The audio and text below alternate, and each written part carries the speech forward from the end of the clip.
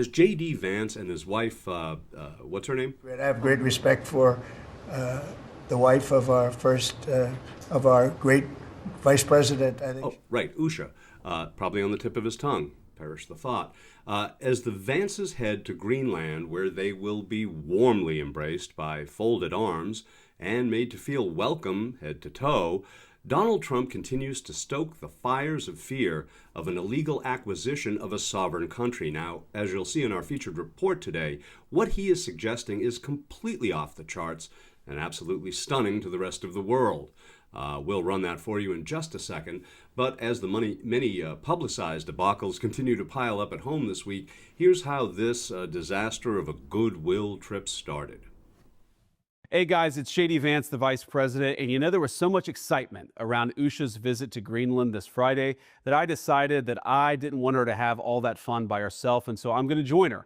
I'm going to visit some of our guardians in the Space Force on the northwest coast of Greenland and also just check out what's going on with the security there of Greenland. As you know, it's really important. A lot of other countries have threatened Greenland, have threatened to use its territories and its waterways to threaten the United States, to threaten Canada, and of course to threaten the people of Greenland. So we're going to check out how things are going there. And I say that speaking for President Trump, we want to reinvigorate the security of the people of Greenland because we think it's important to protecting the security of the entire world. Unfortunately, leaders in both America and in Denmark, I think, ignored Greenland for far too long. That's been bad for Greenland. It's also been bad for the security of the entire world. We think we can take things in a different direction, so I'm going to go check it out.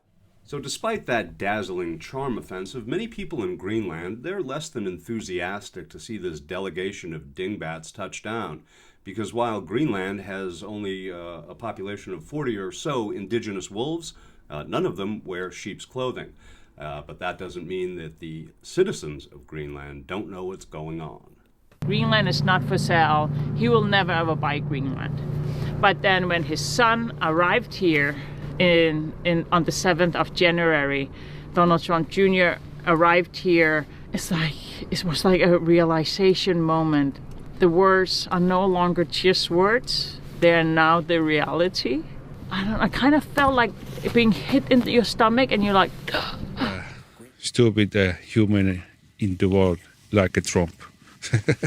Now, as the Vances cross the Atlantic, Trump's most recent comments about this diplomatic fiasco are simply stunning. We're going to show those to you in just a second. Earlier this week, well, Trump downplayed the trip, said it was kind of a cultural exploration, real friendly-like.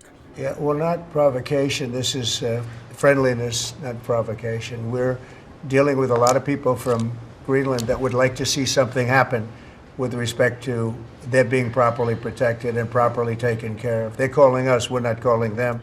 I have a pretty good idea what they're calling us. No doubt what these geniuses are going to find on this trip is that Iceland is green and Greenland is ice. But whatever the result of this embarrassing diplomatic excursion overseas, well, our featured report today from ABC News tells us that Donald Trump is very serious about this venture. A high-level American delegation led by Vice President JD Vance is heading to Greenland. President Trump insisting the U.S. will, quote, go as far as we have to go to gain control of the island. ABC's senior national correspondent Terry Moran is there. And Terry, this has really become a high-stakes visit. Yeah, this is a dramatic moment in the struggle for Greenland. Vice President Vance is going to be visiting a U.S. Space Force base in the far north of Greenland, but his message is much bigger. The administration is arguing that Greenland, which is part of Denmark, has been neglected by the Danes and by previous U.S. administrations, and Greenlanders would be better off under U.S. ownership.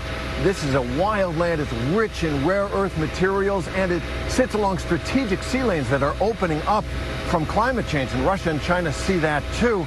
But right now, most Greenlanders reject Trump's goals. The foreign minister saying that if the vice president visits a town here, he'll be greeted by chants of Yankee go home. Whit?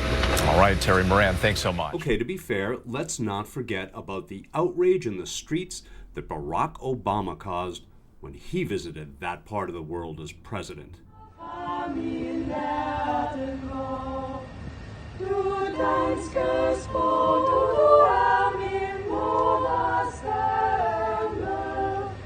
Så sødt velsignet